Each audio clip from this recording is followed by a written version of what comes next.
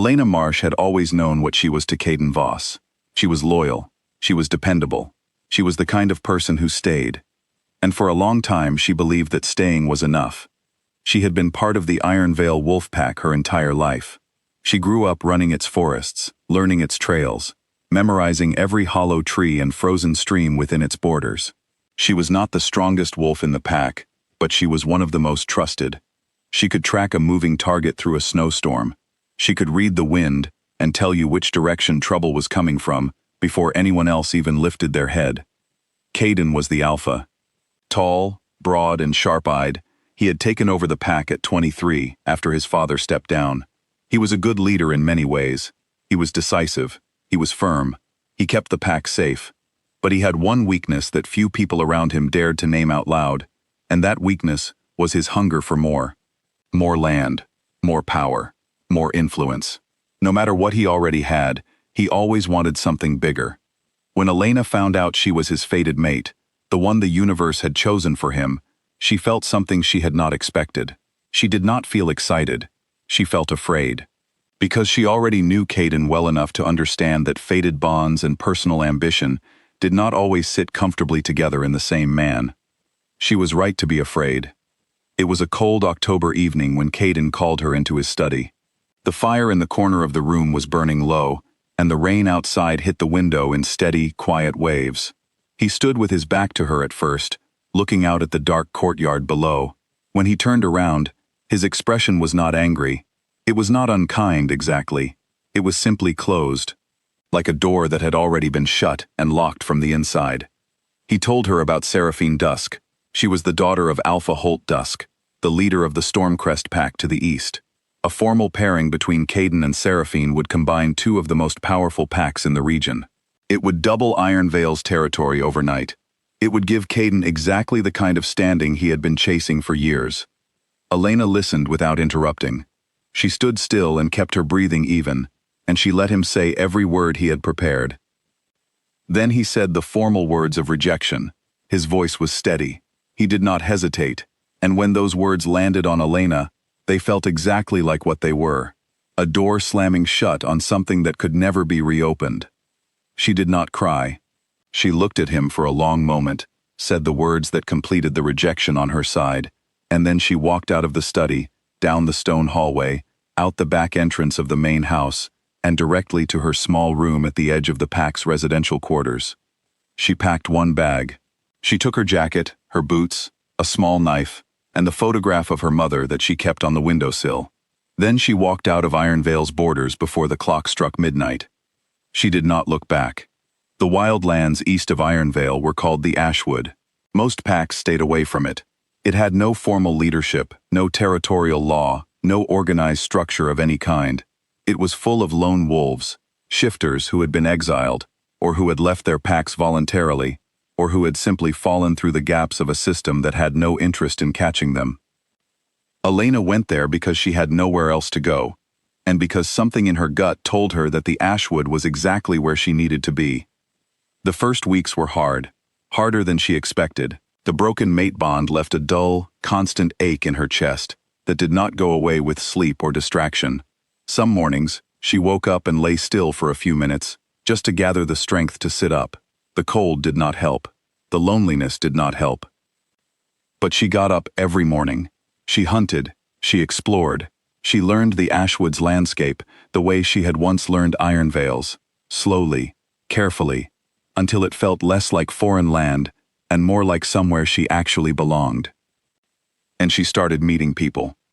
The first was an old wolf named Rowan. He had been a beta in a pack that no longer existed. It had collapsed under poor leadership 15 years earlier, and he had been living in the Ashwood ever since. He was quiet and deliberate, and he had seen more of the world than almost anyone Elena had ever known. He began teaching her things she had never learned inside Iron Vale's borders: how to read territorial maps, how pack law actually worked at a regional level, how to negotiate, and how to listen. The second was a wolf named Mira. She was fierce and quick and sharp with words, and she had left her former pack after being pressured into an arrangement she had not agreed to. She became Elena's closest companion in the Ashwood. She also happened to be one of the best fighters Elena had ever encountered. Then there was Cassian. He had been a scout in Ironvale, one of Kaidan's own men. He had been in the building the night Elena was rejected, and he had left the pack 3 days later, without giving any official reason. When Elena encountered him near the eastern edge of the Ashwood, 6 months after her own departure, he looked at her and said simply, "I should have left sooner." Over 18 months, Elena did something that no one in the Ashwood had ever managed to do before her. She built something. Not a pack in the traditional sense. No alpha above everyone. No rigid hierarchy. No rules enforced by fear. Instead, she built a community of wolves who simply chose to stand together. She learned every person's name and every person's story. She made sure no one went hungry during the hard months. She mediated disagreements with patience and fairness. Word spread slowly through the Ashwood, the way all real things spread. Not through announcements but through reputation. Wolves started arriving from farther away. A mother and her 2 adult sons who had been wandering for 2 years. A former pack healer who had been forced out after speaking against her alpha. A young wolf who had never belonged to any pack at all and had grown up entirely alone. By the time the second winter ended, 63 wolves called the Ashwood their home, and all 63 of them would have followed Elena Marsh anywhere she asked them to go. She never asked them to go anywhere. She was not that kind of leader. Back in Ironvale, things were not going according to Kaidan's plan. The alliance with the Stormcrest pack fell apart faster than it had been assembled. Alpha Holt Dusk was killed by members of his own bloodline in a dispute over succession. Seraphine, his daughter, withdrew entirely from public life and had no interest in honoring any arrangement her father had made. The territory expansion Kaidan had sacrificed his fated bond for never materialized. Not a single acre of new land, not a single new alliance, nothing. And without Elena, the pack felt different. Kaidan told himself it was just the season, or the stress of the collapsed alliance, or the natural friction that came with leadership. His beta, a steady and honest man named Dax, watched quietly and said very little. But Dax had been in the pack long enough to know that a pack without a true Luna was like a house without walls, still technically standing, but letting in too much cold. Wolves who had respected Elena began to drift. A few transferred to satellite outposts at the edge of Ironvale territory. A few simply disappeared. The ones who stayed grew quieter, more restless, harder to motivate. Kaidan trained them harder. He increased patrols. He held more mandatory gatherings. But discipline is not the same thing as belonging, and he was slowly beginning to understand the difference, even if he was not yet ready to admit it out loud. The trouble came from the south. The Blackthorn Collective was not a traditional pack. It was something closer to a roaming force, wolves who operated without territorial loyalty and hired out their strength to whoever paid them, or simply took what they wanted when no one was strong enough to stop them. They had been moving northward for months, swallowing up undefended land and scattering smaller communities as they went. By early spring, they had their eyes on 2 targets at once: Ironvale's weakened southern border and the Ashwood Wilds, which they assumed would offer no real resistance. Cassian brought Elena the news first. He had contacts across the region from his years as a scout, and his information was detailed and reliable. The collective planned to move within days. They were counting on Ironvale being too fractured to mount a serious defense, and on the Ashwood Wolves being too disorganized to even understand what was happening until it was too late. Elena called the Ashwood together that same evening. She stood in the open clearing at the heart of their territory, with the fire burning at the center, and 63 wolves gathered in a wide circle around her. She told them everything: the collective's plan, the timeline, the likely points of attack. And then she told them something that no calculating leader would ever have admitted. She told them that stopping the Blackthorn Collective would require cooperation with Ironvale. She told them who Ironvale's alpha was. She did not hide the history, or soften it, or dress it up as anything other than what it was. Then she said, "I will not ask anyone to do this. I only want people beside me who are choosing to be there." Nobody left the circle. Nobody moved. Mira was the first to speak. She said, "We are not going for Ironvale. We are going for you." That settled it. Kaidan Voss was standing at the southern gate of Ironvale at dawn when the report came in from his border scouts. There was a large group of wolves approaching from the Ashwood side, coordinated, quiet, moving in formation, not threatening, but unmistakable. He went to meet them with 12 of his best warriors at his side. Elena walked out of the tree line with Mira on her left and Cassian on her right, and 60 wolves spread across the forest behind her. She looked at Kaidan the way you look at someone you used to know very well, with recognition, and with the clear understanding that recognition is not the same thing as closeness. She spoke without any introduction or greeting. She told him about the Blackthorn Collective, gave him the timeline, outlined the plan she had already prepared, and offered Ironvale a single night of shared defense. No alliance, no permanent agreement.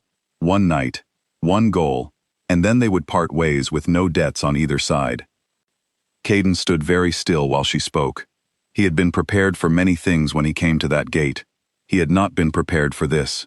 He had not been prepared for her, for what she had clearly become in the time since he had last seen her. He agreed to the plan. The Blackthorn Collective arrived in the dark hours before dawn, as expected. They came hard and fast, confident in the assumption that the defense would be thin and uncoordinated. They were wrong. The Ashwood Wolves fought with something that organized pack forces rarely have: complete and total commitment. Every single one of them was there because they had chosen to be, which meant every single one of them gave everything they had. Mira led the left side with controlled intensity. Cassian used his knowledge of Ironvale's terrain to turn one of the collective's approaches into a trap that collapsed on itself before it even reached the main defensive line.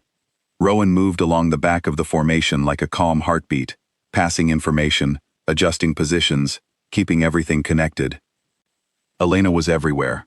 She did not fight recklessly. She fought with focus, reading the field, identifying the weakest points in the collective's formation, directing her wolves with signals so practiced they barely needed words. Kaidan fought near her, for much of the engagement. He did not speak. He watched. And in watching her, he finally understood something he should have understood long before he ever said those words of rejection in his cold study on that October evening. He understood what he had let go. The Blackthorn Collective retreated as the sky began to lighten. Their formation had been broken in 3 places. They had not anticipated the Ashwood Wolves at all, and the combination of Ironvale's territorial knowledge and the Accord's fierce unity had been something they could not recover from in the field. 4 Ironvale wolves were injured, none seriously. Not a single Ashwood wolf was lost. As the morning settled and the Ashwood wolves began to move back toward the tree line, Kaidan found Elena at the border. He called her name. She stopped and turned. He looked at her in the early light and tried to find the right thing to say. There were many things he could have said. He could have apologized. He could have offered explanations. He could have told her that the past 2 years had made him understand the cost of every choice he had made. Instead, he said the only thing that felt completely honest: "You built something real out there." Elena looked at him for a moment. There was no anger in her face, no satisfaction either. There was just a kind of quiet steadiness that he did not recognize from before, because it had not existed before. She had grown it herself, out of soil that he had provided by turning her away. "I built it because I had to," she said, "because you made it necessary." Then she said something that surprised him more than anything else in that long and difficult night. She said, "Take care of your pack, Kaidan. A pack needs more than discipline.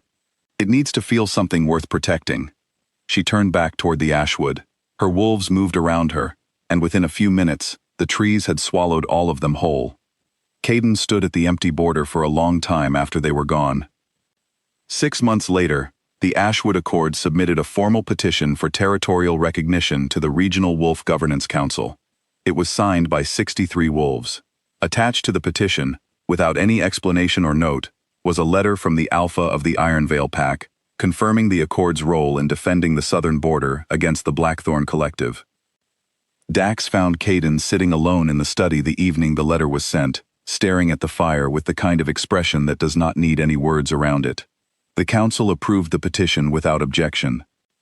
Elena Marsh was formally recognized as the founding Alpha of the Ashwood Accord, not because she had demanded the title, not because she had fought for recognition, but because 63 wolves stood up in front of the council and said, one after another, that she had earned it.